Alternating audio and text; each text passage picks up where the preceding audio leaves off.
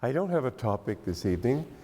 I was told to speak on a devotional subject.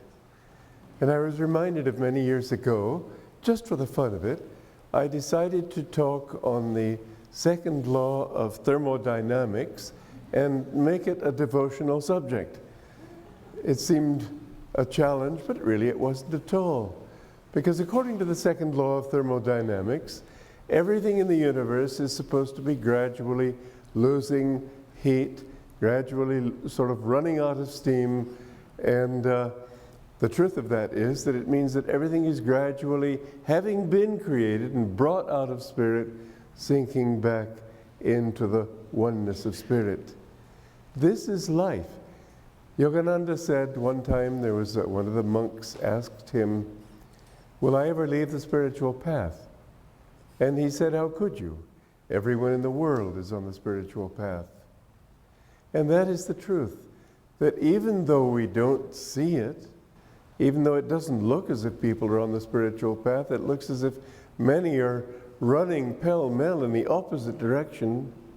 The truth is everybody, without realizing it, is seeking the same thing. Yogananda explained it this way. He said that everybody in the world is looking for two things. One, how to avoid pain. Two, how to find happiness. And everybody is motivated this way. A problem that people run into is that they don't understand the nature of happiness. They think that happiness is, first of all, just getting rid of the pain. It's sort of like if I squeeze my hand long enough, hard enough, and finally let go, it feels so good. So to many people, happiness is simply that kind of relief. Also, many people think of happiness as an emotional high, an opposite to the negative state of pain. But the truth is that as long as you're going in that direction of trying to go toward opposites, it's sort of like a pendulum. If you have a pendulum that's gone too far in, let us say, the direction of pain, what you want to do is push it in the direction of happiness, not realizing that a pendulum's nature is to keep swinging. And the farther you push it one way, the farther it will have to push, have to move, swing in the opposite direction. These are simple facts of life. And so it was that God, in creating this universe, had to bring it out of something. You can't just say out of nothing. He brought it out of his consciousness. And his consciousness was one, undivided, eternally at rest. In order to create this universe, he had to create the appearance of movement, of manifestation, which is based on the principle of vibration. And without vibration, you would not have creation. With vibration, you have opposites, waves that go up and down. And so, like the pendulum going left and right, the vibrations of life are forever going up and down. If a person thinks, and this is the delusion that everybody falls into for a long time of seeking in the worldly sense, everybody falls into the thought that, well, if I can push that wave higher, I'll finally have it. Well, mind you, you don't change the level of the ocean by creating high waves. The ocean's level is always the same. Whenever you have a high wave, you have to have a compensating trough. The level of the ocean doesn't change, but where there's a high wave, there has to be a trough. And it's the simple nature of this world that for every emotional high, you're going to have an emotional low. It's just not, you can't escape it. I had a very amusing incident, thinking of it because Vidura is here. Back many years ago, I'd always dreamed of getting a motorhome. And I'd always dreamed of going around the country and talking to people and singing and so on from this motorhome. Well, back in about 1978, we got the opportunity to get a motorhome. I have to admit, because it goes contrary to everything I know, to let myself loose and really get high about something and really delight in something. I always know that if you allow yourself to go emotionally one way, you're going to have to go in the opposite direction. It's just the law of life. Like in college, I remember reading Hemingway's The Sun Also Rises. And what struck me most was that after a night of a lot of excitement and partying and so on, the loneliness and the desolation of a person's own personal room, and how opposite that was to the evening before. Life is like that. Well, when I got that motorhome, I just was absolutely delighted. I lay back and I laughed and laughed. I said, I know I'm going to have to pay for this, so I'm going to enjoy it anyway. When you don't have desires, the law acts more quickly. And sure enough, that same evening, Vidura was at the controls, and he forgot that it was in gear because it didn't seem to be moving. So he got up and went back to the refrigerator to get something. I was perched on one knee, reaching up to get something. So one foot on the ground, one knee on the bed, and trying to reach up like this when the motorhome hit the wall of a Safeway supermarket. We were in a parking lot, and it threw me on the floor, broke a finger, and I laughed all over again. I said, this is this is the way it is. I knew it had to happen. It did happen. You will see that this is the law of life. Well, what happens is this, that bit by bit, you begin to think there's something fishy going on.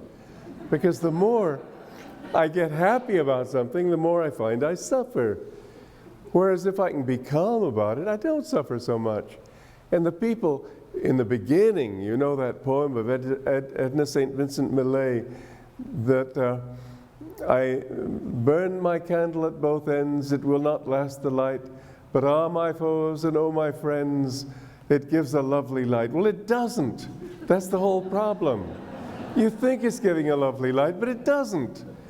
It's a gray, amber, sort of a sick kind of light. And you know, you get a mosquito bite, and it scratches, and you know, it sort of feels good, doesn't it? But it also hurts. Well, that's the way of the pleasures of this world. They feel kind of good, and at the same time they hurt. There's something unpleasant, and yet we like it. And so we get drunk, or we go out and have a high time, and there's always something like that song in Mexican back in the 40s, Bésame mucho, como si fuera esta noche la última vez. Kiss me as though this were the last time ever. Well, you know, that's really just about what a kiss is like. It's just about what every human fulfillment is like. Well, I'll grab it while I can because I know it won't last. It doesn't. Nothing lasts. And after a while, you begin to think, wait a minute, I'd like to find something that doesn't have such extreme opposites. And you learn over a few incarnations, yes, but gradually you learn that when you can take things calmly, something else takes over. Because you see, the truth of it is that you don't really enjoy anything except to the extent that you give it joy. You have in your mind, now why do they say one man's meat is another man's poison? Why? I mean, if any particular food, let's say curry dinner, because I had one this evening, if that gave happiness in itself, and forgive me, Asha, you did cook it well, never mind. If that in itself gave happiness, everybody would like curry dinner. But I bet you there are some people here, maniacs obviously, but a few people, deficient, yes, but never mind, that don't like curry. In fact, I remember one boy, he was a monk in the monastery there, and I saw him eating curry one time, and I said, I thought you didn't like curry. He said, yeah, I know, I don't like it, but Master says that if you like curry, you'll be reborn in India. And so He was trying to get himself to like curry, thinking that that would make him be reborn in India. Of course, it takes a little bit more than liking curry to be born in India. I don't think he quite got the philosophy down pat, you might say. Nevertheless, it's so that it's your idea that makes you think that something will be food or poison, pleasurable or unpleasurable. And you certainly know this from life, that things that you absolutely love, other people can't stand to be around. Some kinds of music, some kinds of jokes, some kind of beautiful scenery, whatever it might be, like somebody who was thinking it was wonderful to see all those great big posters advertising soup and cigarettes and God knows what else in the midst of the beauties of nature. Oh, it adds a little color. Well, I have to say that according to my taste, it doesn't, or it adds the wrong kind of color. But you can't argue with tastes. Why? Because you give the idea of what you're going to get to that thing. You think it's going to give you happiness. It satisfies an idea in your mind, and as a result, you think you're making yourself happy. And so, here you are. Let's look at it sort of in a typical way.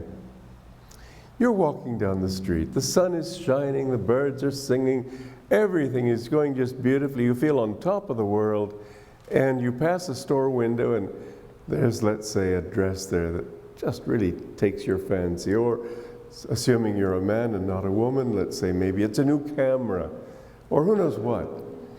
And you think, oh, wow, that's pretty nice, huh? And then you keep walking. You say, well, gee, the price tag is a little too high. I couldn't handle it. But about 50 yards down the road, you begin to find that the birds aren't singing quite so noisily or so sweetly. The sun may be shining, but it isn't quite so enjoyable. What's the matter? Well, you know, that memory. And finally you decide, I've got to have that dress or that camera. And so you think, well, my bank account won't allow me yet, but so you work harder, maybe you get 2 jobs, whatever it is, you finally get this dream dress or this dream camera.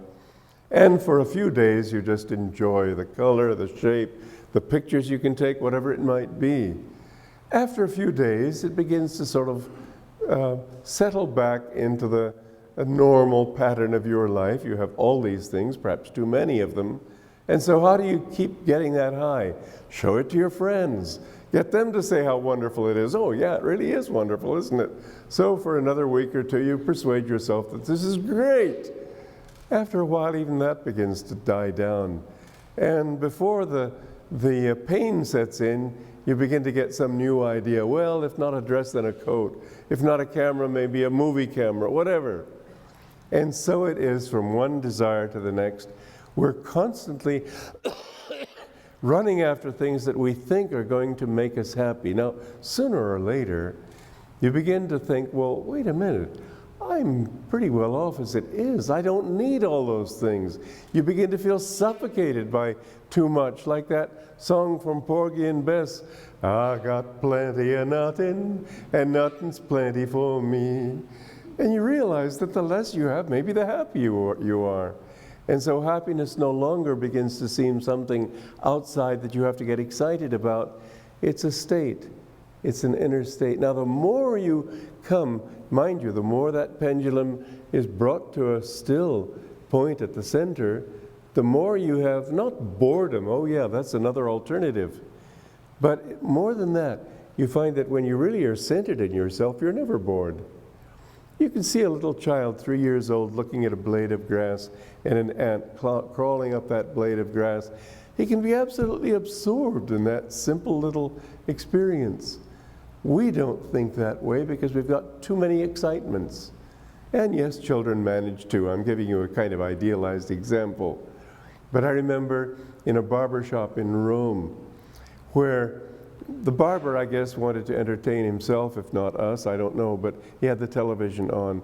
What struck me, I don't know how the television is in this country, I never watch television anyway, but I was watching this television out of the corner of my eye, And I noticed that every 2 seconds, the scene changed. It had to keep you excited. Well, after a while, excitement ceases to be a synonym for happiness. And you think, the more I can have a little peace, the more I can be a little quiet. Bit by bit, you come to understand that happiness is an internal thing. It has nothing to do with outside excitements or fulfillments. It's something that you are. Now, once you begin to understand that, you see that everybody in the world is seeking that which this is. Everybody wants this inner peace, they just don't know it. They still think that they can find it through excitement. When the noise dies down, when everything, all the excitement stills, then they begin to see that really I'm happy as I am. I remember one time when I was new on the spiritual path, I went up with a friend of mine, Norman his name was. We climbed Mount Waterman in Southern California. Now, Mount Waterman is not a climbing kind of mountain. I don't mean it that way. And we drove most of the way up there. So really, it was not climbing, but it was being there. And we sat on a rock and watched the sun go down in the west. And there was this beautiful golden light in the valley. But the moon, the full moon, was coming up in the east. And on this side of the same scene, there was this wonderful icy blue light on the mist in those valleys. And this contrast between the gold light and the blue and this gradual shift. It was entrancing. And I remember Norman looking at it with me after a while. He said, if only I could feel it. You know, you see something like this, and you think, gosh, I wonder what's for supper. Or why am I so uncomfortable? Or why are these damn mosquitoes around when I'm trying to enjoy myself? One time out at the lake shrine, Yogananda's lake shrine in Pacific Palisades, we were getting the place set up for a big opening. And it was so lovely. And yet there were these gnats that get in your eyes and ears, and you hardly dare inhale for fear of inhaling one of them. I said, sir, why is it in this perfect setup, perfect setting, do we have to have these gnats? And he said, that's God's way of keeping us always moving toward Him. Nothing in this world is going to ever be perfect. We have to just accept that. The more perfect, the more imperfect it is. Sooner or later, you reach the point where you know that the answers you're looking for haven't anything to do with this world. You're never going to find, this is one of the mistakes people make. I've read lots of books on utopias and ideal communities of one type or another, and the authors always have this delusion that you can find perfection outside yourself, in the perfect setup, beautiful nature, beautiful people, beautiful everything, wonderful rules to make you toe the line. That's enough to kill it right there. But I've always known life isn't like that. It can't be.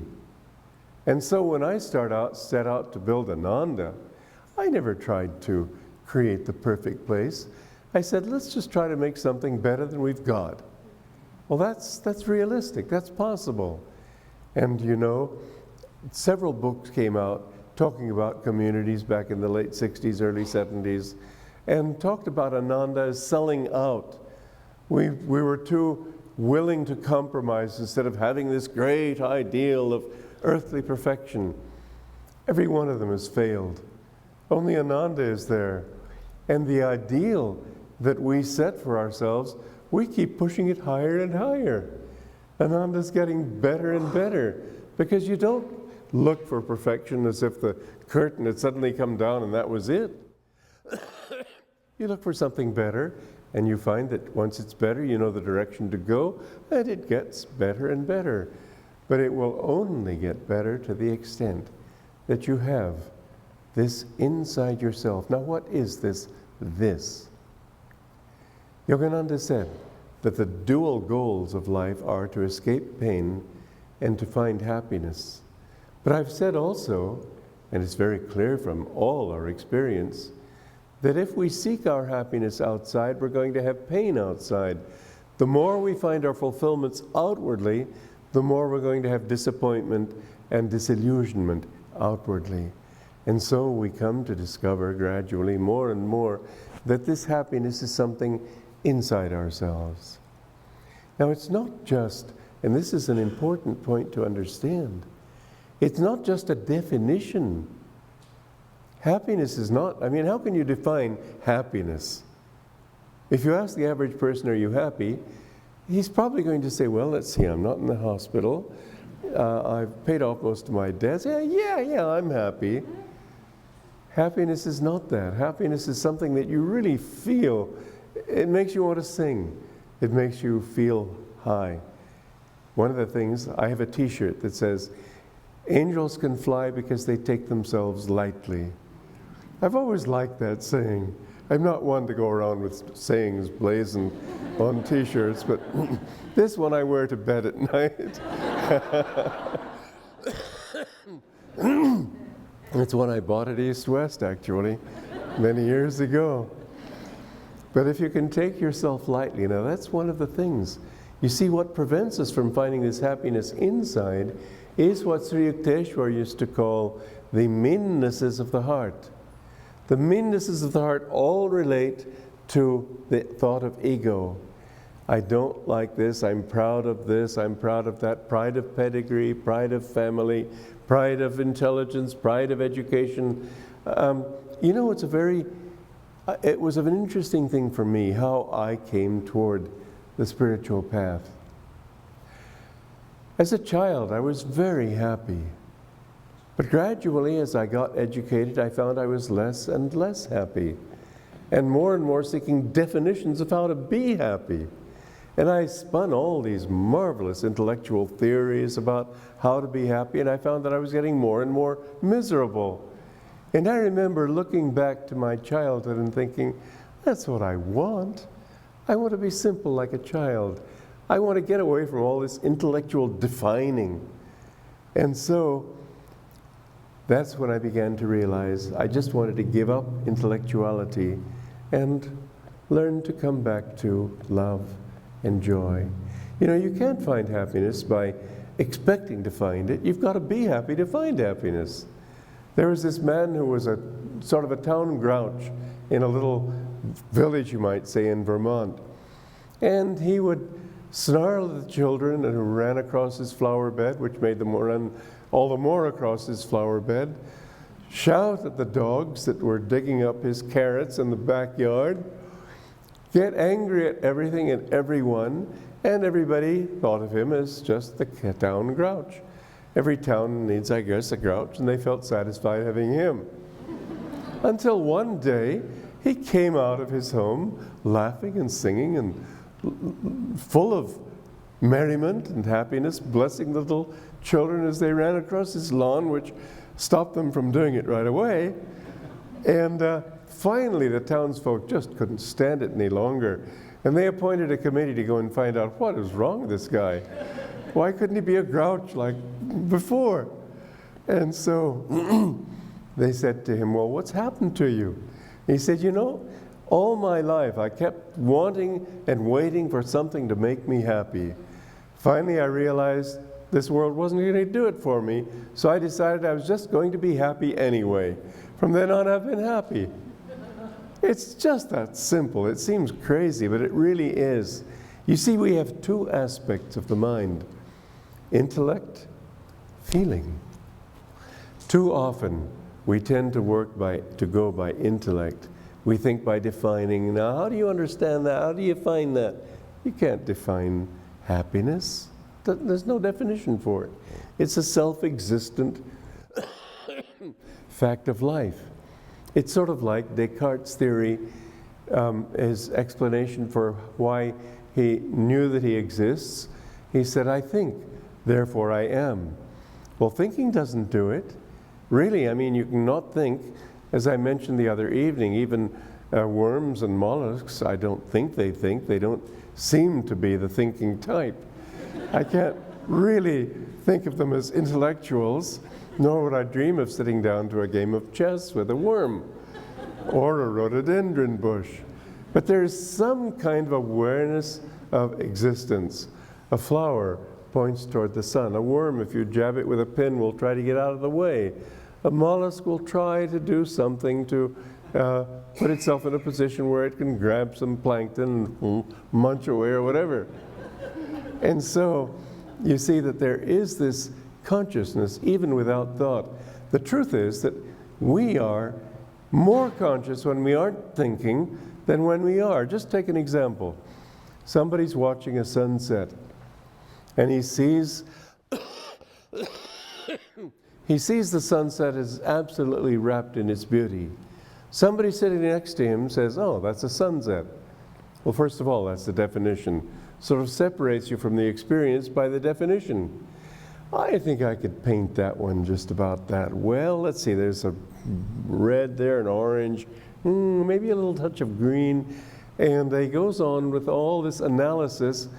He's not enjoying the sunset. He's just thinking about how he will have joy when he finally paints something that everybody else can admire, which is not really joy anyway, because that's ego.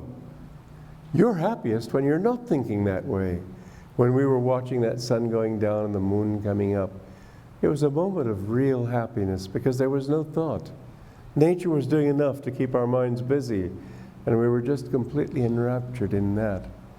The truth is that you're happiest when you don't think, when you're totally aware, when you're totally absorbed. And our moments of that kind of absorption, if we look back over our lives, are very few. Few and far between. Moments when we could just not have to think about things, just absorb. Well, this is true happiness, when we can be without thought. So Descartes was wrong. He should have said, "I am conscious, therefore I am." But the trouble with saying I am conscious from a scientific point of view, and he'd been trained in science, is that you can't see consciousness. You can't define it. Really, I mean, the dictionary will give you a definition of consciousness, but it's meaningless. Consciousness just is. You have to use consciousness to define anything. It's the subject, and whatever you define is the object. And that subject with which you define that consciousness is the same thing with bliss. You can't define happiness, you can just be happy. The more you define it, the less happy you are. Once you can get back into yourself, the more you find that you just don't know why, but there's a sense of well-being. Now that well-beingness, you see, this is another thing that Yogananda explained.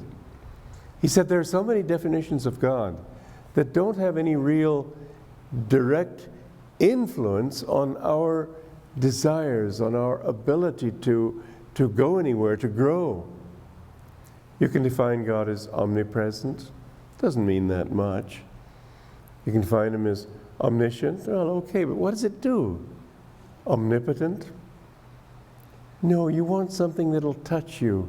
And if you can understand that God, and the best definition of God is bliss, then you've got something real.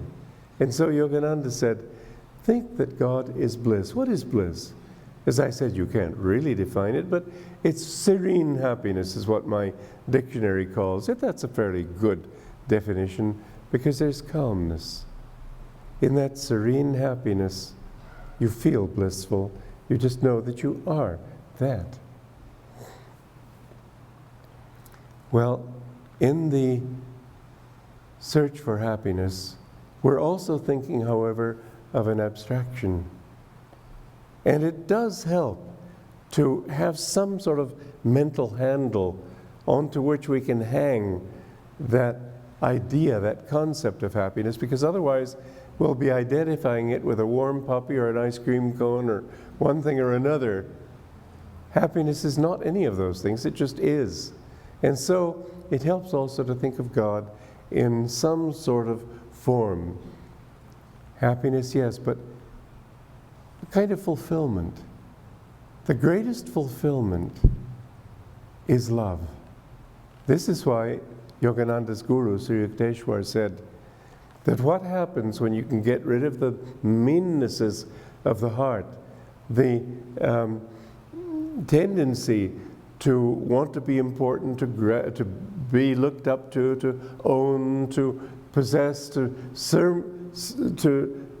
surround your ego with all sorts of gratification. If you can really understand that the love of the heart is something natural. Actually, the more these meannesses go, the more you begin to feel love automatically. Now, love is a very important thing. Without love, there's no spiritual progress. Sri Yukteswar, who was probably the most wise person that I've ever been able to have some kind of association with in studying his life and so on, he said that you cannot put one foot in front of the other without love. How do you love? I mean, it's possible to love all sorts of things, but if you want to place the label God on that ideal kind of love, there are certain things that are very meaningful to us. What satisfies your deepest desire? Some people are most drawn to God as Father, some to God as friend, beloved. Another form that Yogananda used to talk about is Mother. Mother is closer than the Father, Yogananda said. Mother she always forgives, no matter what you do. She's always on your side, wanting to help you. The Father tends to be more according to the law.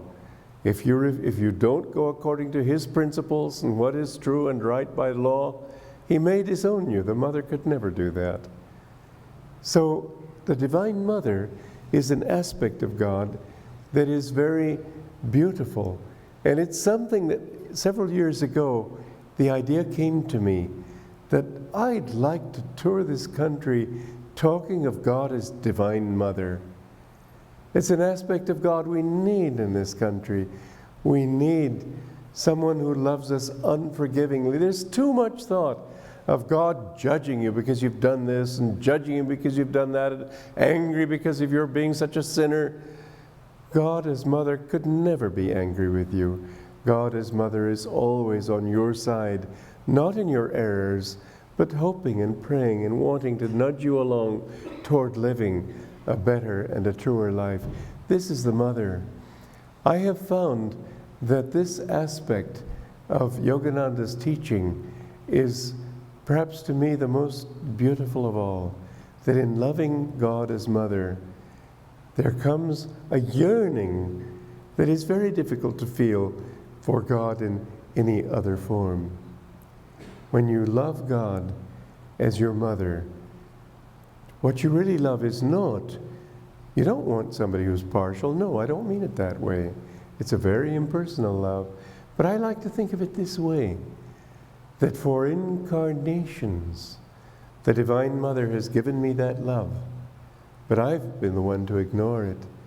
And now I want to turn back to where I belong. I see that everything else has not given me what I wanted, and yet she's always been there, always watching, always waiting, saying, I will wait. But someday you must come to me, because there isn't any other solution to life. Once you find the love of the Divine Mother, then you feel a completeness. There is no such thing as unrequited love when you give it to God as the Mother. The love aspect of God becomes bliss. Don't love God, don't love the Divine Mother for too personal a reason. That can be an entrapment. It can hold you in, hold you back. But love that is unconditional, love that is expressed primarily as bliss, this kind of love is the kind of love that you find when you attain the Divine Mother. Living with Yogananda, the Divine Mother became a great reality. And I'll never forget one Christmas meditation when he had a vision of God as the Divine Mother. And I remember him saying, oh, you are so beautiful. And then after a bit he said, oh, don't go, don't go. And you say the desires of these people are driving you away. Oh, please don't go. But she did go, and he understood why. The Divine Mother can't be there, can't be with you for long, as long as you have the thought that, yeah, but I want this and I want that. Don't seek the Mother's love for any other motive than love itself. You will find that in that love is all the fulfillment you've wanted ever. That's why that beautiful song of Ram Prasad, Amondin ki hobe ma tara, will that day come to me, O Mother? When saying your name, my eyes will flow with tears of devotion. Then the lotus of wisdom will blossom forth. Then I will find everything I've been looking. And then it goes on to say, Ore, ore, shotto, shotto, shotto ved, tara amar, nirakara. 1,000 Vedas, 1,000 scriptures declare my Tara, my Divine Mother, doesn't have any form. Don't think that the Divine Mother just has a form. It may help you in the beginning to think of her that way. But in the end, think of her as without form in everything, in every bush, in every blade of grass, in every sunset, in everything. And you will find that if you can talk to God in that way, and if you can share Him as your very own, that His love is always there. And more you find that He takes you by the hand, she takes you by the hand, and leads you toward what you are seeking. There is no fulfillment in anything except your own self. And the Divine Mother is your own higher self. This is why it's good to understand that the goal of life is bliss itself, not desires fulfilled, not emotional happiness, but this calm bliss that comes from that fulfillment of love. Yes, in the beginning there is emotion because it's hard to separate the two, but indeed the more you can keep that devotion, that emotion calm, the more it will go toward devotion. When you feel it in your heart. In fact, the Bhagavatam said, think of your heart as a lotus and feel that all the lotus petals are turned up toward the brain. Whatever feeling you have in your heart, direct that feeling upward toward the brain and toward the point between the eyebrows. And if you feel emotion, tears tend to flow, and it's natural. But the more you can keep your feelings calm, the more intense they become. If you can, excuse me, if you can calmly direct that love upward, you find that it begins to expand, and you become love. It's not so much that you're reaching out toward anything, you're reaching out toward your own self. The spiritual path is really getting to know your own self in the highest way. The Divine Mother is different for every human being. Because you can't say God is this or God is that. He will fulfill the desires of your own heart. And that desire, which is the most uplifting, the most exalted in your own self, that desire is what He will come and fulfill. That's why all saints have seen God in unique ways, because each one has a different need. God created each one of us Himself. You are yourself. You have your own song to sing. Through all eternity, no one else will be able to sing that song so well as you. As it says in the Bhagavad Gita, it is better to fail doing your own duty than succeed in doing someone else's duty. Don't let the world tell you what you should be. Learn who you are, because your relationship with God is unique. The scriptures say, the Indian scriptures, that God created us in order to enjoy Himself through many. And alas, there aren't many people he can enjoy himself through, because they're still weeping and doing all the wrong things. They don't find that happiness. But those saints who have learned, those saints who have discovered this love in their hearts, he enjoys himself uniquely in every one. He's waiting for you to find your way of loving him. He's waiting for you to find your relationship with him. Don't think that it has to be as Yogananda's was, or Ramakrishna's was, or St. Francis was. They should give you the inspiration to feel that you have the duty to find this same inspiration in your way inside yourself. That's why when Yogananda wrote Whispers from Eternity, he said in the foreword to that beautiful book of prayers, he said, the greatest prayer is that which comes from your own heart. The purpose of religion is not to dogmatize you and tell you how you have to be. It's just to sort of prime the pump, to get you moving, to make you feel there is inspiration. But after that, don't think, well, how did this one do it and how did that one do it? But try to feel, how does God want to do it through you? If you look at the saints, you'll find every one of them is unique. Each one of them is different. And another wonderful thing you'll see is that although there is so much bitterness, so much suffering, and people often say, why does God, if he loves people, allow them to suffer? It's not that he allows them to suffer. He allows them to discover in their own time and in their own way that suffering is not their reality. Each one has to come out of that darkness of confusion, doubt, to the point where he discovers his own joy. Each one, at the end of his own search, finds that it was worth it. Every moment of it was worth it. That you notice that no saint has ever, after finding God and realizing the presence of God, no saint has ever said, what a scam. Never. They all say it was 1,000, 1,000,000 times worth everything. Because they see then that nothing is real except God's love.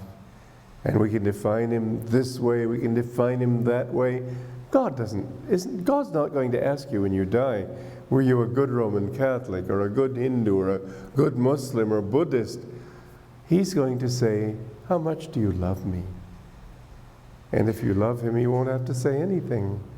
Because in real love, there is only silence. As Yogananda, in one of his prayers, in Whispers from Eternity, said, oh, how maddening. I can pray no more with words, but only with wistful yearnings of my heart. And so also St. Teresa of Avila said that in the stages of prayer, you reach a point where the mind can't think anymore.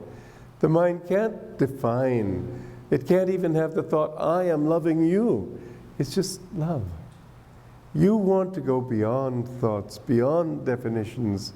You want to merge in love itself. And when you have that, no one can teach you anything. There's this beautiful story about Namdev. I've written this story in The Path, and those of you who have read The Path will no doubt remember the story.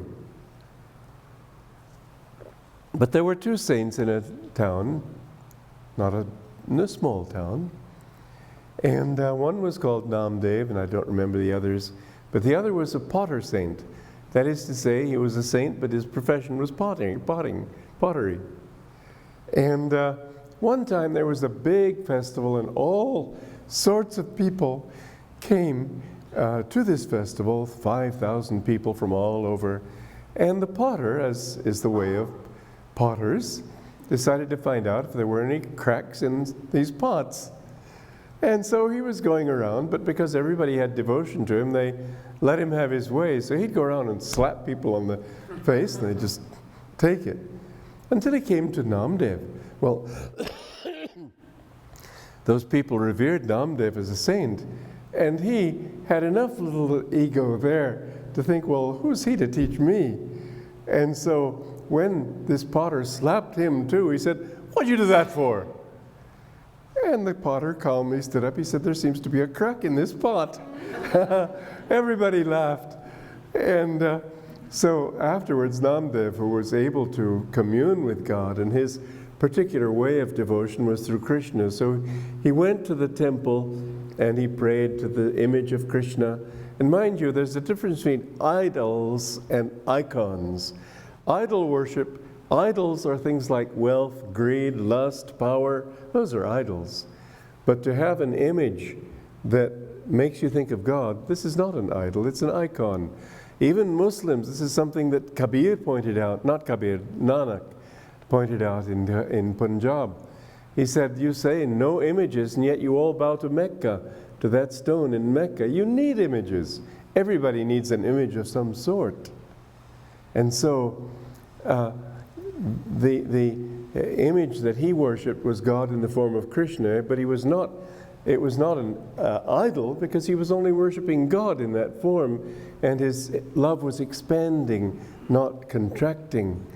And so he went to Krishna and bowed before him, and he said, "Lord, why did you let me be so embarrassed in front of all these devotees?" And Krishna's answer was, "Well, I can't help it. There is a crack in that pot." Well, Namdev was not an egotist. He was humble, and he wanted to learn. He said, "Lord, if there is, then I want to be perfect in your sight. And so help me to understand." And Krishna said, "Well, I can appear to you in vision, but I can't teach you. I can't give you that touch. What you need for that is a guru." And he said, "But I see you. What do I need with a guru?" He said, "No, this is my law. You have to go to somebody who has that consciousness. I can't give it to you directly. It's not my way. I do everything through instruments." So he said, "Well, Lord, then at least tell me where to go."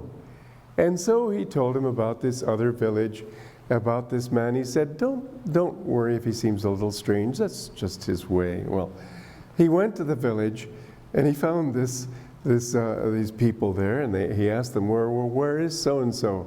"Oh, that crazy fool.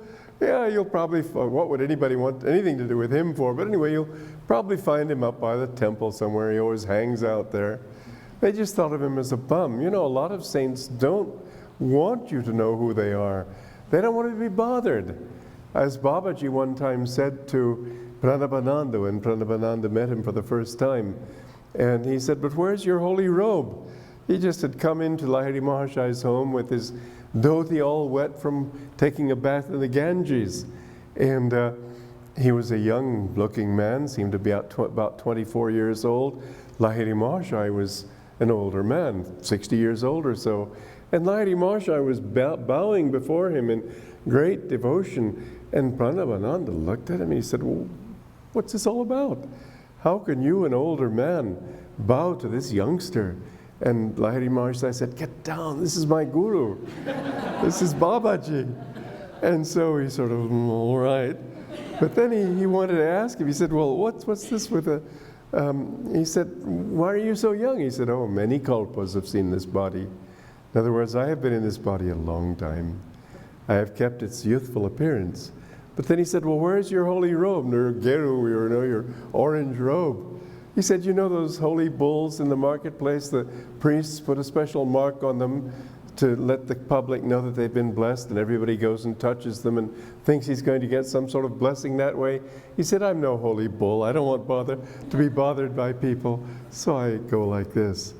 Well, in this way, many saints often will try not to be perceived as different from anybody else, because they don't want to be bothered by just curiosity seekers. I visited a great saint in India one time, and he was talking to me about spiritual matters, and he said, "You know, it's your good karma that leads me to talk about these things, but you ask anybody here in this village, they just talk to me about diet, and they don't know these things, and I don't talk about them."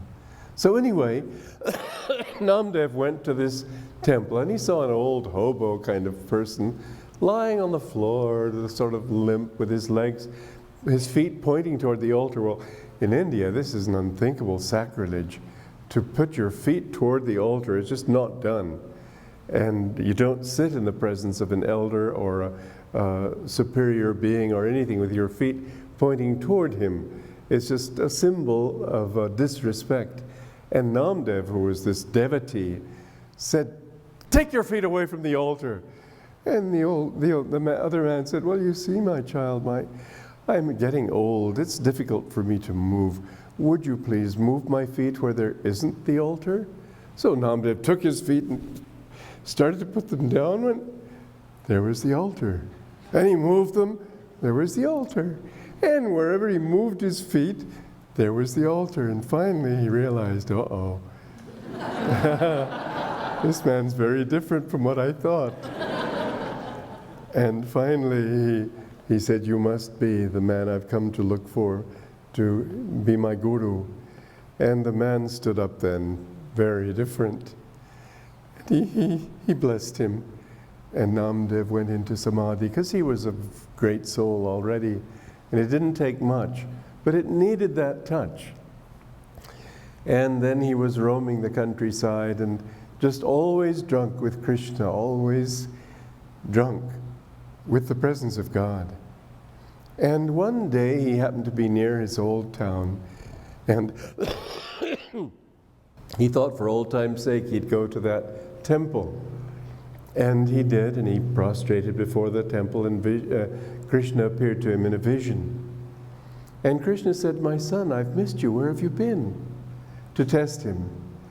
And Namdev said, "Lord, everywhere I look, I see you. How would I think to come just here to see you when I see you everywhere?" And Krishna smiled. He said, "Now there are no cracks in that pot." When you understand that God is everywhere, then you can be like Ram Prasad. Divine Mother is everywhere. But to get to that stage, you do need help. And those people who think that they can get it without God, without a guru, without any kind of teaching and teacher, they're right idealistically, wrong practically. The thing is that when you're locked in the ego, this is an immense chasm between being in ego, which is one little spot in this universe, one little atom. You know, you're not even omnipresent in your body. I hit my hand, and I don't feel it in my hand, I feel it in my brain. Everything my body feels is really in my brain. Everything is referred back to the ego. The ego is the perceiver. And the chitta, which is here in the heart, is what says I like it or I don't like it. In fact, well, I could go into that. I'm not going to now. To explain the difference between ego, intellect, chitta, feeling, and so on. Very interesting, not tonight's subject. But you need to come to that point where you can somehow bridge that little tiny atom which sees itself separate from others. And in a way, yes, you can increase your identity through empathy, serving other people, being humble and not thinking I'm so important, I'm so bright, I'm so intelligent. Leave that thought of I. It's a curse. It's your greatest aid. Yes, it's an aid in the beginning, and then your greatest obstruction. And if you can leave that thought altogether, why is it an aid? Because you need to know that you're the one suffering. If it was just sort of suffering, you wouldn't do anything about it. Once you realize I'm in pain, that's when you start thinking, I've got to do something about it. But what you've got to do is get rid of that thought of I. And once you get rid of it, there isn't any pain. And so you learn to love others, to serve others, to give to others. We do this in our community. We have a wonderful laboratory there, because we see those who live that way are the ones who are always happier. And those who think first me, me, me, are always unhappy, and usually more and more unhappy. And so that's one way of breaking the ego, but it's a very slow process. I mean, so you love your own family, then you love your neighbors, then you love your town, and then your country. Okay, the French, and so on. It just takes forever that way. It's a necessary practice, but it won't really do it for you alone. What you need is to be in tune with somebody who has that consciousness. He is the plane, the airplane that can take you over the abyss to cosmic consciousness. And that is how and why the Indian teachings say that the greatest of all possible blessings in all the universes is a God-known guru. One who has that consciousness, who can give you that. Now mind you, there are gradations in everything. Anybody who has more of it can give you more than somebody who has less of it. That seems fairly obvious. Mix with people who have an uplifted state of consciousness.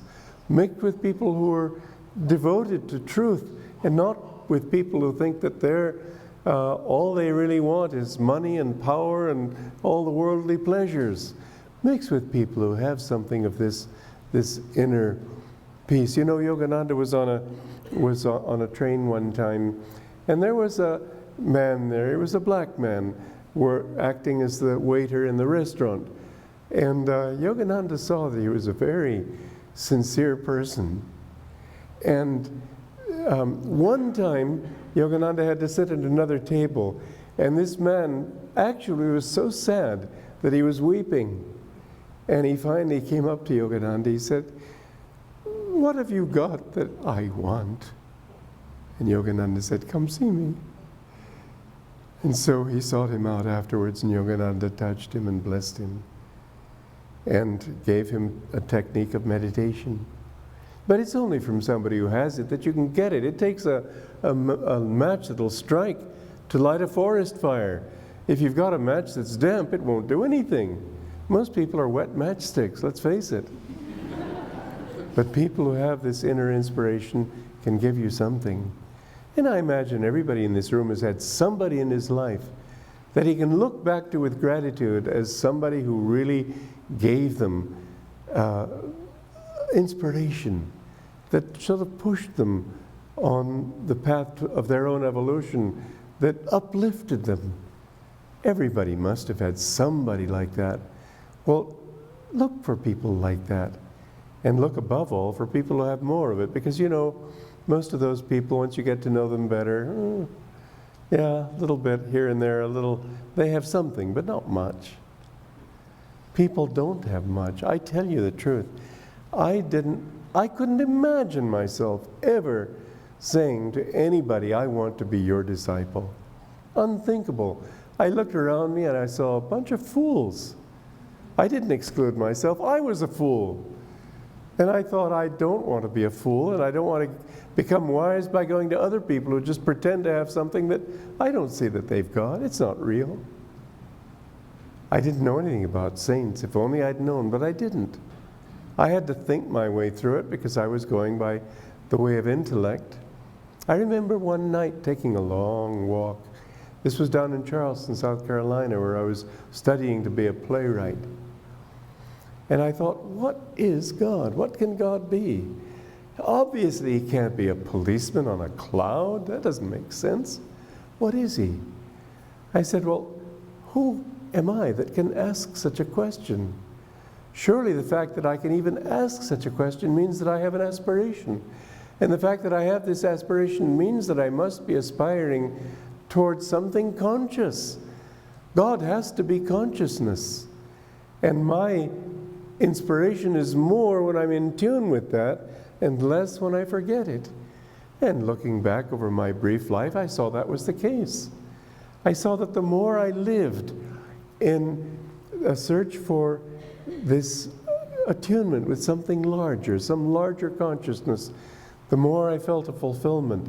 The more I thought of me and forgetting other people, the less I felt of it. And I remember going home from that walk just staggered with the immensity of that realization that the purpose of life, whatever we do, is to come to the point where we are more in tune with that infinite consciousness, that our joy is in touch with that infinite joy, and our love in touch with that infinite love. And Yet I found that I couldn't get a hold of it until I found Yogananda's book. Now, Asha told you about my finding it. It was very interesting. My father had been posted to Egypt, where he was an oil geologist for Esso, and my mother was to go and join him. The day I put her on the ship to go to Egypt and join him, she'd already gone off to sea, was on the high seas, and I went up Fifth Avenue in New York. And I went into Doubleday Duran, is what they called it in those days. And I was interested in Indian teaching. Somebody had told me something about the Bhagavad Gita. It sounded like a very exotic name, but it attracted me. And I had read a few little things about meditation. I thought, this is for me. And as Asha told you, I was thinking of going abroad and to South America where I could live more cheaply and meditate, but I didn't know what meditation was. And then I happened to see Autobiography of a Yogi. Now, I have to admit, I didn't seize on it right away. I loved that picture. It was so beautiful. I was very attracted to it, but at the same time, I opened it up and it said, dedicated to Luther Burbank, an American saint. I said, oh, an American saint. Ridiculous. How can there be an American saint? All I'd ever seen of America was money, money, money. I didn't want that. And so I decided I wouldn't do that. And I bought the Bhagavad Gita, and I took it to I was renting a room in a home in Scarsdale. And I was trying to get a job on a ship where I could save money, make a lot of money, not have a chance to spend it, and so build up a bit of a bank account so I could go to South America and meditate until I found what I thought was peace of mind. That's all I hoped to get. I just had no peace. I thought, enough if I can just get peace. And I remembered as I was crossing the street, I think it was 50th Street, to go down to Bowling Green to see if a ship had come in that I could get on, when I felt almost like a voice in my head saying, what about the Autobiography of a Yogi? And I thought, no, I've read too much, I'm too intellectual, I've got to save money, why keep spending it? And so I started in the direction toward the subway when I felt a force turning me left. And I thought, well, I didn't make this decision. And I began to get excited. I thought, who made this decision for me? And I began to get more and more excited, and I went to Doubleday Duran and bought this book. And I happened to meet a Scarsdale, I went to Scarsdale High, my parents lived in Scarsdale. He was a friend from Scarsdale High. And he was talking to me in glowing terms about the great career he had before him in television. And the more he talked this way, the more I clutched this book to my heart. I thought, oh, none of that world for me. And I took the book home, and between tears and laughter, I was just so drunk with joy. I took the next bus from New York to Los Angeles, 4 days and 4 nights. I went to Yogananda. I never thought in my life I would address these words to anyone. But when I met him, my first words were, I want to be your disciple. I've never, in all these years, 54 years, I've never for one moment doubted the wisdom of that decision. I've had many doubts, never that one. I knew this was my life, and I've met many great saints. Always meeting them only made me love my own guru the more, because God came to me through him. It isn't that God is greater here or greater there, he's the same everywhere. But when you found, just like there are many wonderful women, but we always love our own mother in a very special way. And so also, you can't help loving your own guru, because this is what God has given to you. And so living with him, you know, they say that no man is great in the eyes of his own valet, or valet as they'd say in England. But in Yogananda's case, it was the opposite. Those who were closest to him held him in the highest reverence. I never saw him anything except just perfection itself. That doesn't mean he always followed my definitions of perfection. Far from it. But I always found out that it was my definitions that were deficient. That he was always greater than I thought greatness ought to be. He was more open, more loving, more, I don't know, it was just an incredible experience. Now I know that I've had an experience none of you can have. I'm the only one in this room and the only one among very few still living who knew him. I don't want for a moment to say, well, gee, look at me, how lucky I am. Not at all. I hope through my life, through what I've done, to help you to understand that he's just as much alive today as he was then. I said to him once, will you be as much with us after you are gone as you are now? He said, to those who think me near, I will be near. And I found it to be true. But it's wonderful. It's not just my own private possession. I see that the more people tune in with his ray, the more this light begins to come out. So I see, and it's very nice for me, hundreds of Yoganandas everywhere.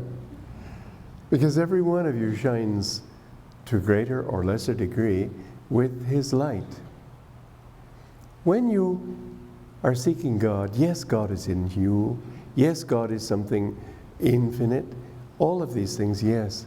But also, the way he manifests through the Guru, the way he manifests to each one of us, is something that this is yours. I remember there was one disciple who betrayed Yogananda, turned against him, tried to ruin him financially. This happens. Jesus had his Judas. These things happen. Yogananda every year would send him a box of mangoes. He was an Indian. So he would send him a box of mangoes. And this man, without even touching them, without opening them, would always send them back. Yogananda said he will never find God except through this channel, which was given to him by God. This is the law. You can't choose the Guru. God chooses through the Guru. God chooses you. But I have to say, without any desire to convert anyone, doesn't mean a thing to me. I want to convert you to your own higher self.